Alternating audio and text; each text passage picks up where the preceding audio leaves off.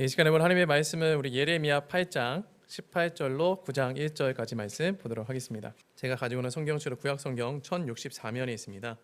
예레미야 8장 18절로 9장 1절까지의 말씀. 우리 앉아서 교독하고요. 9장 1절은 합독하겠습니다. 제가 먼저 읽겠습니다. 슬프다 나의 근심이여 어떻게 위로를 받을 수 있을까 내 마음이 병들었도다.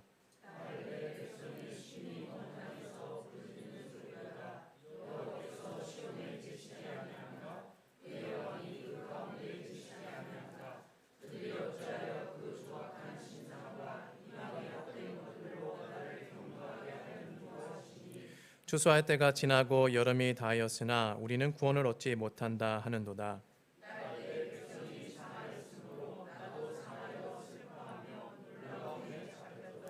길라앗에는 유양이 있지 아니한가 그곳에는 의사가 있지 아니한가 딸 내 백성이 치료를 받지 못함은 어찌 됨인고 어찌하면 내 머리는 물이 되고 내 눈은 눈물 근원이 되고 죽임을 당한 딸 내 백성을 위하여 주야로 올리로다. 아멘. 우리 자업지 사랑과 인사하겠습니다. 반갑습니다.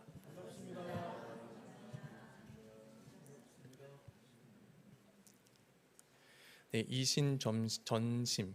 연습 많이 했는데 꼭 점자로 이렇게 들리겠네요. 이심전심이라는 말이 있습니다. 마음에서 마음으로 전하게 되면 모든 것을 이해하고 깨닫게 된다라는 이 불교 용어인데요. 이 사회생활 하면서 우리가 상대방의 마음을 헤아리게 되면은 상대방의 행동과 말을 또 이해하게 되는 일들을 우리가 종종 경험하게 되죠. 저 사람이 저런 아픔이 있었고 저런 유년 시절을 보냈었기 때문에 저렇게 말할 수밖에 없구나, 저렇게 행동할 수밖에 없구나 라면서 사람을 이해하게 된과 동시에 또 내 마음도 또 변화되면서 그 사람을 품게 되는 그런 일들을 우리가 인신전심을 더 경험하게 될 때 그렇게 변하게 되는데요. 신앙생활을 할 때도 이 이신전심을 또 갖는 것은 중요하다라고 생각이 되어집니다. 우리가 하나님의 마음을 헤아릴 때, 또 그 하나님의 마음을 품을 때 우리도 비로소 신앙의 성숙과 또 우리들의 변화된 모습이 더 이 역사 가운데 선명하게 드러날 수 있다라고 할 수가 있는데요. 그럼 우리가 알아야 할 그 하나님의 마음, 그리고 우리가 그 하나님의 마음을 품었을 때 우리는 그러면 어떤 변화의 모습이 우리 가운데 나타나게 될까라는 질문을 던질 수가 있는데, 오늘은 이 질문을 가지고 여러분들과 함께 이 말씀을 한번 살펴보기로 합니다. 오늘 본문 8장 18절 말씀 이렇게 시작합니다. 우리 한번 읽어보겠습니다. 시작.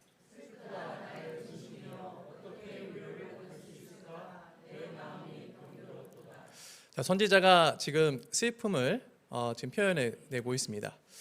자기가 엄청난 슬픔 가운데 있다, 그리고 근심 가운데도 있다라고 얘기합니다. 그래서 어떻게 위로를 받을 수 있을까라는 생각에 또 빠져 있고 내 마음이 병들 정도다라고 선지자는 말을 하고 있습니다.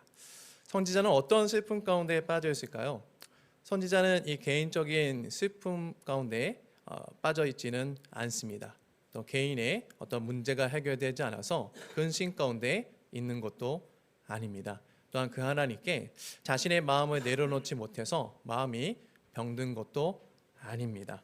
이 선지자는 하나님의 마음을 품었기 때문에 지금 슬픔을 표현하고 있고 근심 가운데 있고 위로받기를 원하고 있고 마음이 병들었도다라고 지금 그는 표현하고 있습니다. 이 선지자는 누구입니까? 하나님께 말씀을 받아서 이스라엘 백성들, 즉 하나님의 백성들에게 그 하나님의 말씀을 전하는 자가 선지자다라고 할 수 있습니다. 그런데 이 하나님의 말씀을 받았다라고 했을 때 이것이 어떤 문자적으로 그 하나님의 그 말씀을 우리가 지금 보고 있는 이 문자로 받아서 그냥 전달해 주는 것, 이것만을 말을 해주고 있지는 않습니다. 하나님의 말씀을 받았다라는 것은 그분의 마음을 받았다라는 것과 동일한데요. 요나서에 보면은 이 요나도 선지자인데요. 요나 선지자가 하나님께서 가라고 한 그 아수르의 수도 니느웨로 가지 않고 다시스로 가는 배를 타게 됩니다. 그로 인해서 이제 결국엔 또 하나님의 다루심을 통해서 이 니느웨에 가서 복음을 심판의 메시지를 전하게 되는데, 그때 니느웨에 가서 심판의 메시지를 전한 요나가 그 하나님께 불평 섞인 말로 이렇게 얘기를 합니다. 우리 요나서 4장 2절 말씀인데요. 우리 한번 여러분들 한번 읽어보겠습니다. 시작.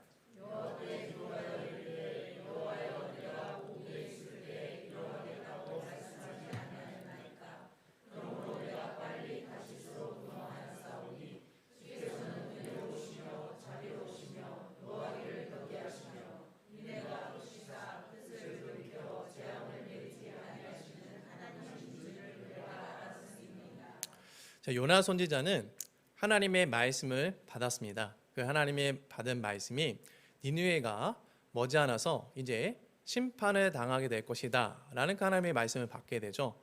근데 이 요나 선지자는 그것을 전하기 싫어서 다시스로 도망가게 됩니다. 근데 그 다시스로 도망간 이유, 그것은 무엇이냐? 심판의 메시지를 자신으로 하여금 전하게 하신 그 하나님의 본 마음이 무엇인지를 그가 알았기 때문이다라고 지금 요나는 고백을 하죠. 즉 이것은 무엇을 말씀해 주고 있느냐?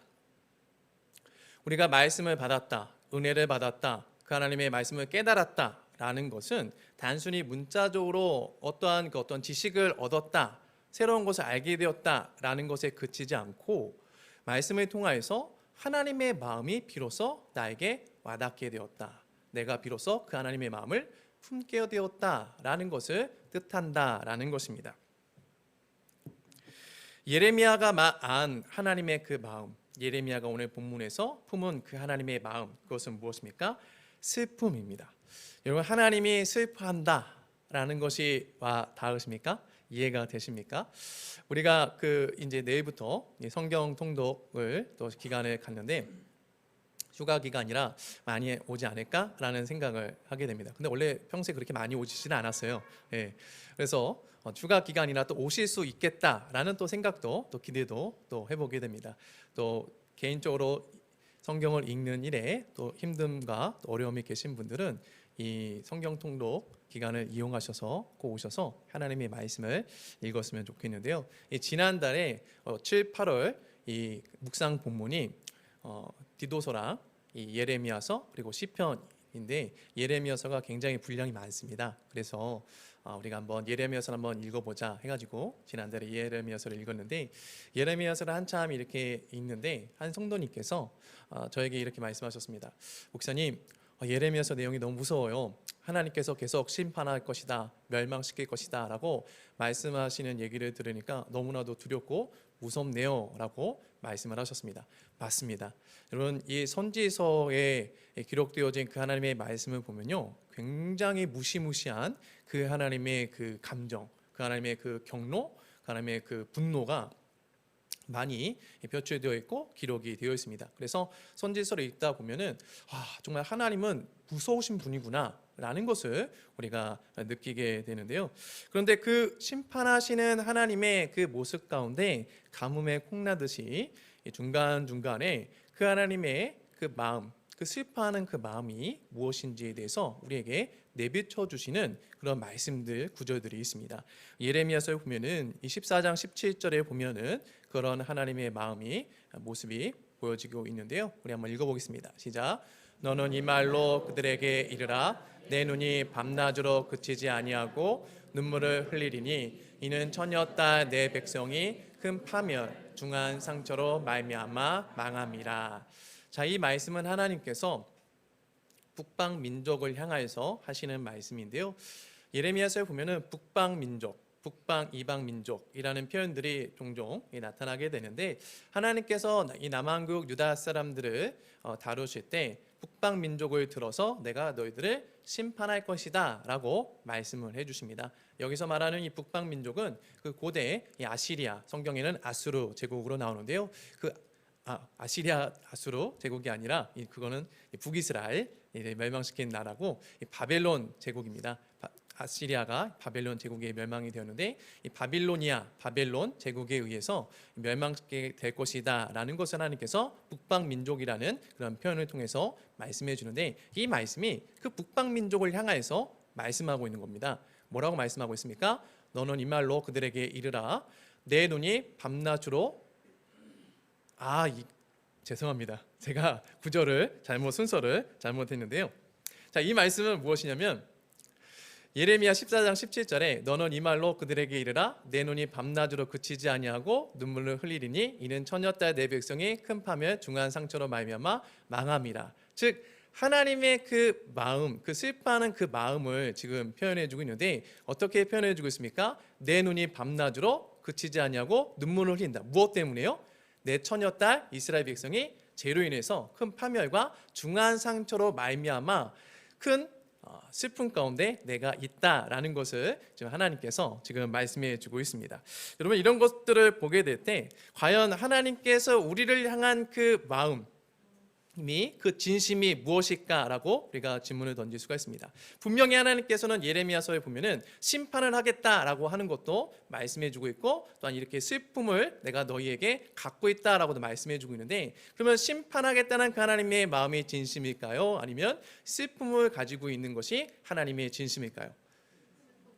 슬픔을 가지고 있는 것, 네, 둘 다가 맞습니다. 왜냐하면 성경은 둘 다를 말하고 있기 때문에 그렇습니다.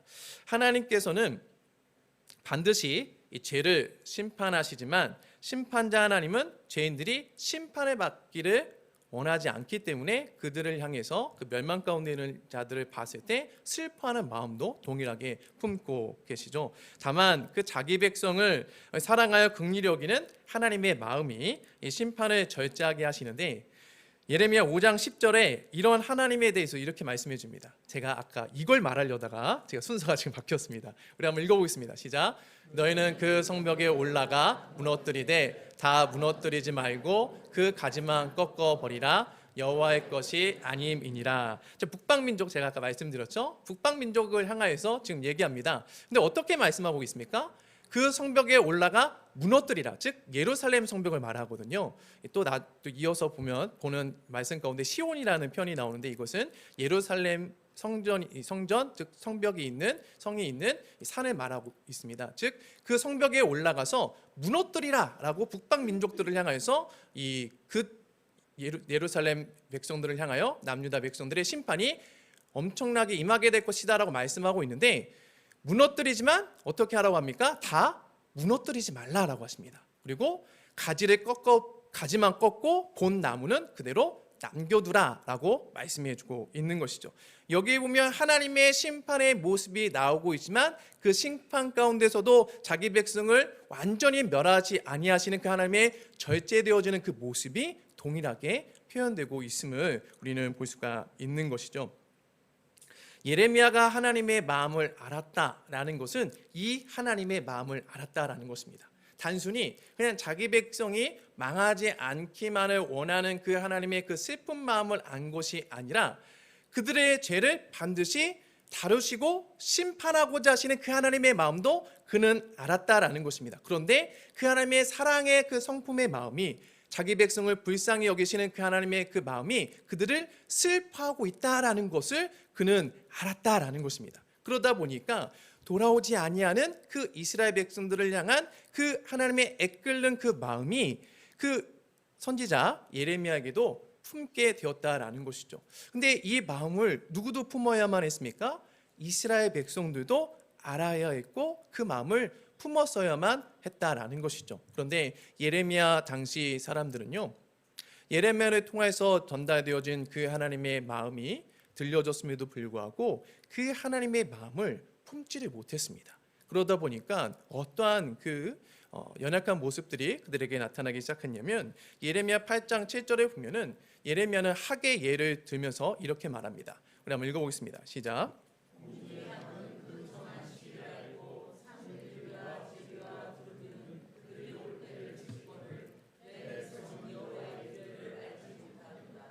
이 학은요, 가을에는 남쪽 아프리카로 갔다가 봄에는 다시 북쪽의 유럽과 아시아로 돌아온다고 합니다. 예레미야는 학의 이런 천부적인 장거리 이동 기술을 보면 새들도 이 본능에 따라 하는 일을 그 여호와의 말씀을 알고 여호와의 율법을 알고 여호와의 귀를 어렸을 때부터 들었던 너희들은 왜 그 본능의 모습대로 행동하지 않느냐, 하나님께로 돌아오지 않느냐라고 그들을 지금 지적하고 있는 것입니다. 그러면서 또 8장 4절에 보면요, 정상적인 삶에는 자기들을 바로잡는 모습이 있는데 너희들에게 왜 그런 모습이 없냐라며 안타까운 마음으로 이렇게 말합니다. 우리 한번 읽어보겠습니다. 시작. 너는 또 그들에게 말하기를 여호와의 말씀에 사람이 엎드러지면 어찌 일어나지 아니하겠으며 사람이 떠나갔으며 어찌 돌아오지 아니하겠느냐. 자, 사람이 엎드러지면 넘어지면 본능적으로 무엇을 하게 됩니까? 일어나게 되어 있습니다. 그리고 사람이 떠나갔으면, 즉 여행을 하게 되면 본능적으로 어디를 가기를 원합니까? 집으로 다시 돌아오기를 원한다라는 것이죠. 그러나 이스라엘 백성들은 완벽할 정도로 왜 잘못된 방향으로만 끊임없이 향하고 있느냐라고 지금 선지자가 얘기를 하고 있습니다. 이들의 이 완고한 이 마음, 이 성향은요, 급기야 이 북방 민족들이 그들을 향하여서 이 쳐들어오고 있는 그런 장면을 보면서 이렇게 그들은 행동하고 말하기 시작합니다. 우리 8장 14절의 말씀인데요, 한번 읽어보겠습니다. 시작. 우리가 어찌 가만히 앉았으랴 모일지어다 우리가 견고한 성읍들로 돌아가서 거기에서 멸망하자. 예레미야를 통해서 전달된 그 하나님의 마음을 품지 못한 그 당시 이스라엘 남왕국 유다 사람들은 북방 민족들이 쳐들어오게 되자 그들이 견고한 성이라고 생각이 되어지는 그 예루살렘 성에 들어가서 우리가 거기에 모이자, 우리가 여기서 구원을 얻을 것이다 라고 스스로 생각을 하게 됩니다. 그런데 거기서 무엇을 당하게 되자라고 얘기를 합니까? 거기서 멸망하자라고 얘기를 합니다. 예레미야 선지자를 통해서 하나님께로 돌아오면 구원을 받을 것이다 라는 얘기를 끊임없이 듣지만 그들은 견고한 성에 들어가서 차라리 그냥 우리가 멸망하자라는 그런 선택을 하자라고 얘기를 하고 있는 것이죠. 즉 하나님께 회개하여 돌아가는 것보다 차라리 죽는 것을 내가 선택하겠다라는 그런 완고한 모습을 그들이 보여주고 있습니다. 그러면서 그들은 하나님을 향하여서 오히려 하나님을 향하여 비난하기 시작합니다. 오늘 우리가 읽은 본문 8장 19절 상반절에 보면은 이렇게 하나님을 향하여 말합니다. 우리 한번 읽어보겠습니다. 시작. 여호와께서 시온에 계시지 아니한가 그의 왕이 그 가운데에 계시지 아니한가. 그들이 견고한 성이라고 여기는 예루살렘 성, 즉 거기는 자기들을 구원해 줄 것이다 라고 생각을 했습니다. 왜냐하면 여호와의 성전이 있기 때문에. 그렇지만 여호와의 성전을 우리가 지난주에 살펴봤지만 하나님께서는 그곳에서 불법을 행하는 자들을 심판하겠다라고 하시죠. 이곳이 여호와의 성전이다, 여호와의 성전이다 하는 말들을 듣지 말라라고 말씀하셨습니다. 왜요? 그곳에는 하나님이 계시지 않기 때문에, 하나님의 율법을 행하는 자를 없기 때문에 내가 거기에 거하지 않아라고 말씀해 주셨죠. 그런데 그들은 그곳에서 무엇을 외칩니까? 왜 우리를 여기서 구원해 주지 않습니까? 라고 하면서 그 하나님을 향하여 지금 비난을 하고 있다라는 것입니다. 또한 20절에는 이렇게도 하나님을 비난합니다. 우리 한번 읽어보겠습니다. 시작. 추수할 때가 지나고 여름이 다하였으나 우리는 구원을 얻지 못한다 하는도다. 수확기가 지났는데도 곡식을 거둬들이지 못했다면, 여름이 끝났는데도 여름 과일을 수확하지 못했다면 겨울을 안전하게 보내리라는 희망은 없다라는 것이죠. 이스라엘 백성들은 왜 시기가 되었는데 우리가 이쯤 되면은 주님께서 구원해 주셔야만 할 텐데 왜 주님은 우리를 구원해 주시지 않냐며 오히려 하나님을 향한 비난의 말을 지금 쏟아내고 있다라는 것이죠. 이런 백성들의 비난조의 질문에 하나님도 격노하시면서 이렇게 답변하십니다. 19절 하반절에 보면은 이렇게 말씀하십니다. 한번 읽어보겠습니다. 시작. 그들이 어찌하여 그 조각한 신상과 이방의 헛된 것들로 나를 격노하게 하였는고 하시니. 하나님께서 도와주실 수 없었던 이유는 무엇입니까? 하나님을 신뢰하면 하나님을 도와줄 수가 있을 텐데, 하나님이 도와줄 수 있을 텐데, 그들은 하나님을 신뢰하지 아니하고 하나님을 예배하는 그 성전에서조차 우상을 섬기는 모습을 보이고 있었기 때문에 하나님의 율법과 규례를 상고하지 아니하고 그 율법을 오히려 배반하고 그 율법을 스스로 깨뜨리는 행동을 하고 있었기 때문에 하나님이 도와주지 못하고 있어 라고 하나님은 그들을 향하여서 그들의 비난을 섞인 말에 답변을 하고 있는 것이죠. 이 하나님의 그 답변 속에서 우리는 그 하나님의 마음이 묻어나고 있음을 우리는 발견할 수가 있습니다. 무엇이 묻어납니까? 이들을 향한 지속적인 우상 숭배로 인하여서 하나님도 지금 마음이 상해 있고 아파하며 속이 끓고 있다, 속상해하고 그들을 향해 불쾌해하고 있음을 우리는 이 말씀을 통해서 느낄 수가 있다라는 것입니다. 그런데 여러분, 그 하나님은 8장 19절에 이 하반절에 그들을 향한 어떠한 그 비난조의 말에 자기도 나도 지금 상처를 입었어.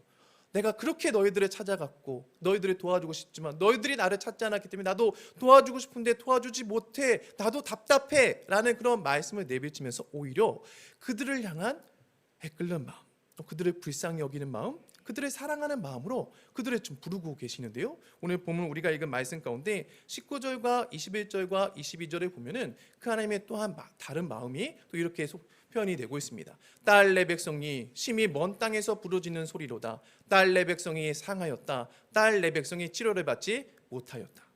하나님은 이스라엘 백성들이 자기를 향하여서 성전에서도 우상을 섬기고 자기의 율법을 지키지도 않고 자기를 사랑하지도 않고 자기를 경외하지도 않고 자기의 말씀에 더욱더 순종하지도 않고 그러한 그 이스라엘 백성들을 향하여서 이 버러지 같은 놈들, 배은망덕한 놈들, 너희들은 죽어 마땅하다라고 말씀하지 않고 오히려 그들이 비난 섞인 말을 하는 그 말씀 가운데서도 주님은 그들을 향해서 일관되게 어떻게 지금 그들을 부르고 계십니까? 딸 내 백성아라고 부르고 계신다라는 것이죠. 마치 이 다윗이 반역한 압살롬을 향하여서 그 압살롬이 죽는 현장 가운데 그 다윗이 이렇게 말을 하죠. 나의 백성, 나의 백성, 나의 가련한 백성이라 라고 울부짖으며 머리를 감싸주며 그의 죽음을 슬퍼하는 것 같이 그 하나님께서 지금 그들의 비난 섞인 말을 하는 가운데 자기의 분노를 표출하면서도 하나님은 끊임없이 그들을 뭐라고 부르십니까? 딸 내 백성아. 성경에서 딸이라 라고 얘기하고 그 백성을 부르시는 것은 친밀한 관계를 표현하는 하나님의 자기 표현입니다. 여러분, 누가 이런 마음을 알까요? 예레미야 선지자가 이 하나님의 마음을 알았다라는 것입니다. 그래서 예레미야는요, 그 하나님의 탄식 뒤에 이렇게 그는 고백합니다. 우리 21절과 22절 말씀인데요, 우리 여러분들 한번 읽어보겠습니다. 시작.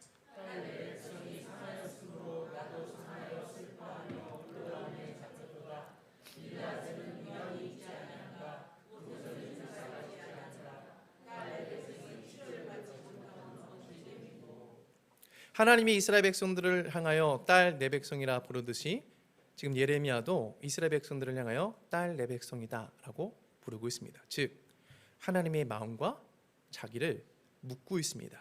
그리고 누구와 자신을 또 묻고 있습니까? 나도 상하였다 라고 얘기합니다. 여기서 나는 누굽니까? 예레미야죠. 근데 예레미야가 왜 상합니까? 그들은 죄 때문에 상하였습니다. 이스라엘 백성들은 하나님의 마음을 품지 못했기에 상하였고 그 죄로 인해서 멸망받을 그 중한 병에 걸려 있습니다. 그런데 예레미야는 자기도 그들과 분리시키지 않고 너희들은 죄로 인해 멸망할 백성들이니까 죽어 마땅하다라고 얘기하지 않고 그들의 아픔을 자기 아픔으로 지금 예레미야 선지자는 묻고 있다라는 것이죠. 예레미야는 지금 하나님과 백성들 사이에서 하나님의 아픈 마음과 자기의 마음을 묻고 있고 이스라엘 백성들의 연약한 모습, 상처난 모습을 자기와 묻고 있다라는 것이죠. 그러면서 예레미야는 그들 가운데 좋은 약재가 있어도, 즉 길르앗에는 유향이 있지 아니한가, 당시 길르앗에는 좋은 유향이 있었다고 합니다. 이것이 치료제의 역할을 했다고 하는데요. 그래서 그 길르앗 지역에는 좋은 의사들도 있었다고 합니다. 그런데 그러한 것들이 오히려 그들을 치료하지 못하는 안타까운 지금 상황이다라는 것을 표현해주고 있습니다. 예레미야는 하나님의 슬픔과 자신을 묻고 백성의 상처를 자신과 묶으며 온몸으로 하나님의 슬픔을 표현합니다. 급기야 예레미야는요 이렇게 자기의 마음을 표현하는데요. 우리 예레미야 9장 1절 말씀, 우리 왼쪽 부분 먼저 우리 개역개정 말씀인데요. 왼쪽 부분 먼저 읽어보겠습니다. 시작. 어찌하면 내 머리는 물이 되고 내 눈은 눈물 근원이 됐고 죽임을 당한 딸 내 백성을 위하여 주야로 울리로다. 시적 표현이 너무나도 애절하지 않습니까? 내 머리는 물이 되고, 여러분 머리가 물이 될 수 있을까요? 물이 될 수 없죠. 그런데 그 슬픔이, 그 하나님의 마음이 부어지고 그들의 그 연약함, 여전히 깨닫지 못하는 그들의 그 연약함이 보여지기 시작하니까 내 머리가 물이 되기를 원하고 있습니다. 그러면서 그 눈에 눈물 근원이 끊이지 않기를 원한다. 즉 지속적으로 머리가 물이 돼서 그들을 향한 그 슬픔의 마음이 나를 통하여서 흘러가기를 원해. 그리고 그들이 주님께로 돌아오기 원해 라는 그 슬픔의 극한 표현을 지금 예레미야 선지자는 이렇게 표현합니다. 이것을 동일하게 세번역 성경은요 옆에 색깔 있는 글씨에 이렇게 표현을 합니다. 우리 한번 읽어보겠습니다. 시작. 살아된 나의 백성 나의 딸을 생각하면서 내가 낮이나 밤이나 울 수 있도록 누가 나의 머리를 물로 채워주고 나의 두 눈을 눈물샘이 되게 하여 주면 좋으련만. 예레미야는요 눈물의 선지자였습니다. 시대의 아픔을 향한 그 주님의 마음을 알았기에 그의 눈에는 눈물이 마르지가 않았다는 것이죠. 예레미야의 눈물은요 자기 백성을 향한 하나님의 그 마음이었고 하나님의 눈물이었다라고 할 수가 있습니다. 보이지 않는 하나님은요 자신이 얼마나 자기 백성을 사랑하시는지, 또 얼마나 그 자기 백성들을 죄가 괴롭게 만드는지, 또한 그 죄를 하나님이 얼마나 미워하시는지, 죄인이 얼마나 돌아오기까지 끊임없이 하나님께서 그들에게 찾아가 주시고 또한 그들을 다독여 주기를 원하시는지를 예레미야를 통해 하나님은 보여주셨다라는 것이죠. 여러분 하나님의 마음을 품는다라는 것, 하나님의 마음을 내가 안다라는 것, 또 그 하나님의 말씀을 내가 읽었을 때 깨달았다라는 것은 무엇입니까? 하나님의 마음을 내가 안다라는 것이죠. 그 하나님의 마음을 알면 역사 가운데 우리가 어떠한 모습으로 드러나게 될까요? 예레미야 같이 우리도 드러날 수밖에 없다라는 것입니다. 그런데 여러분 예레미야 사역이요 그렇게 화려하지가 않았어요. 예레미야 인생이 그렇게 멋있지가 않았습니다. 예레미야의 삶이 그렇게 평탄하지가 않았습니다.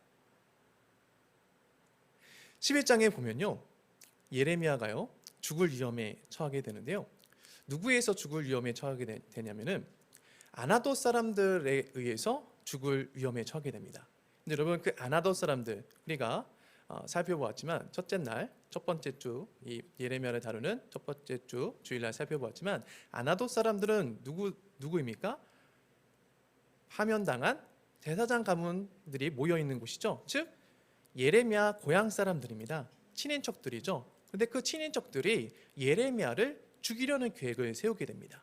왜 예레미야를 죽이려는 계획을 세우게 되냐면 예레미야가 하나님의 마음을 품고 하나님의 말씀을 담아서 그 권력 중심에 있는 제사장, 왕, 종교 지도자들을 향해서 회개하라 외치고 또한 그 예루살렘을 하나님께서 멸망시킬 것이다 라는 그런 말씀을 선포하니까 마치 이 예레미야의 선포가 아나돗 사람들의 전체를 대변하는 것처럼 보일까 봐 그렇게 되면 자기들도 예레미야 같은 꼴을 당하게 되니까 예레미야를 죽이려는 계획까지 세우게 되는 것이죠.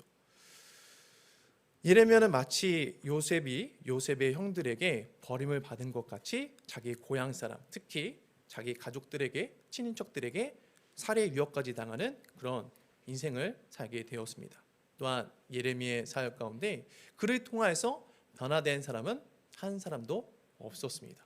그의 말씀 선포를 통하여서 그가 하나님의 마음을 품었지만 그 하나님의 마음을 품고 그 말씀을 들은 자들은 하나님을 오히려 대적했지 하나님께로 돌아오는 모습들은 없었다라는 것이죠.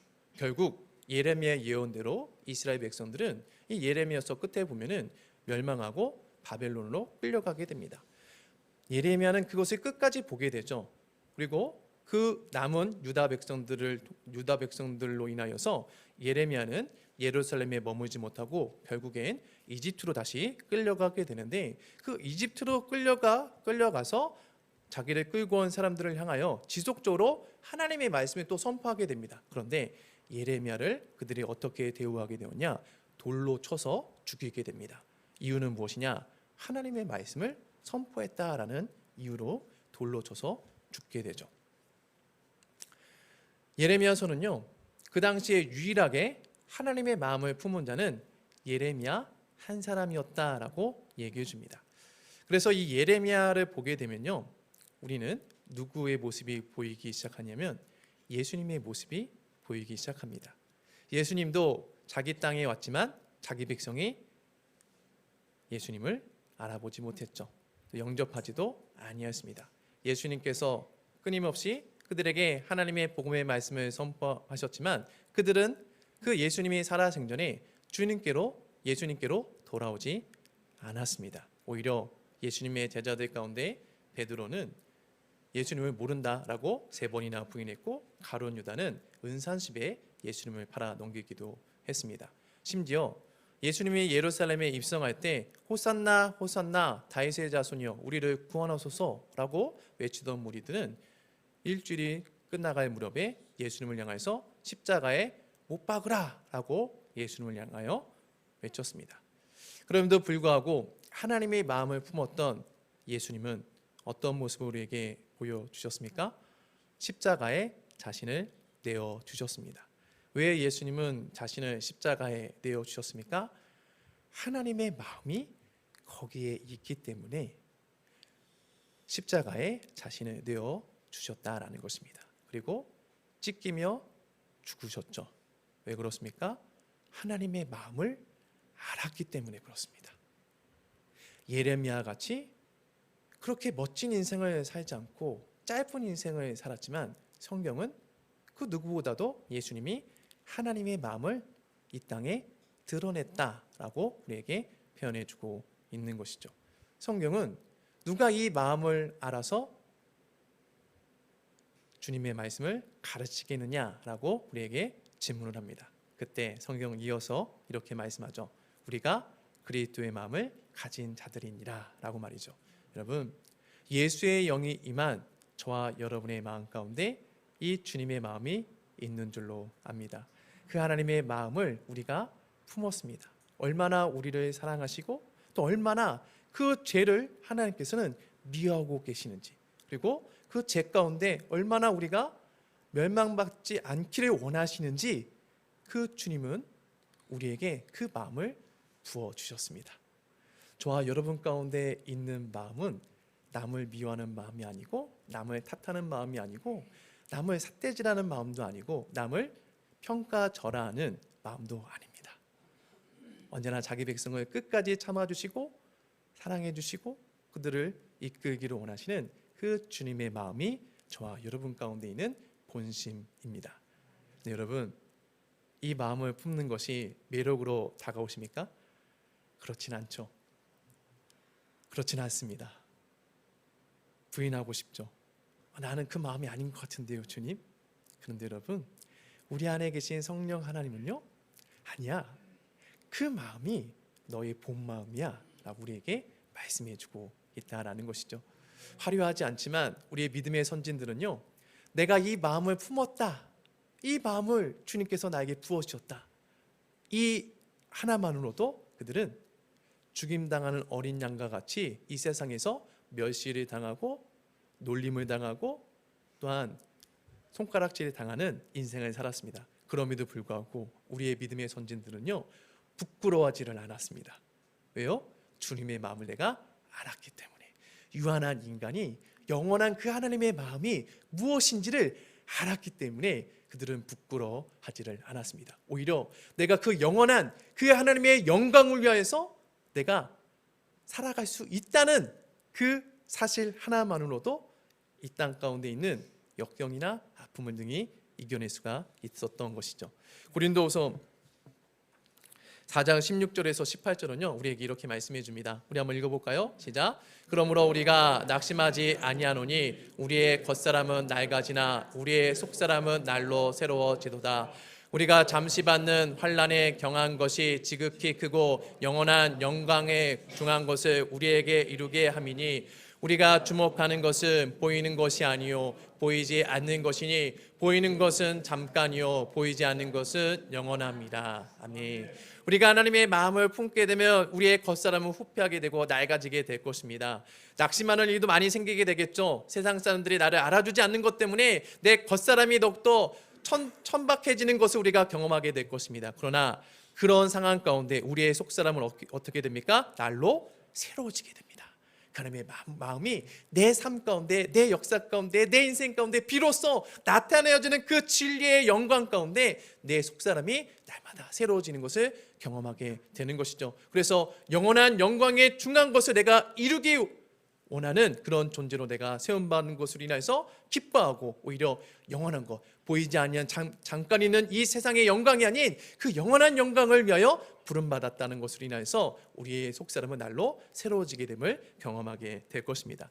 말씀을 뵙겠습니다. 세상은요 교회를 향해 너네랑 내가 무슨 차이가 있지? 라고 우리에게 반문을 합니다. 너도 똑같이 세상에서 성공하기를 원하고 똑같이 너도 권력의 자리에 들어가기 원하고 똑같이 어떻게든지 자녀가 잘 되기만을 원한다면 너랑 내가 무슨 차이야? 라고 우리에게 반문을 합니다. 그럴 때 우리는 무엇을 말을 할까요? 어떻게 다른 것을 그들에게 드러낼까요? 하나님의 마음을 품을 때 다른 것을 드러낼 수 있습니다.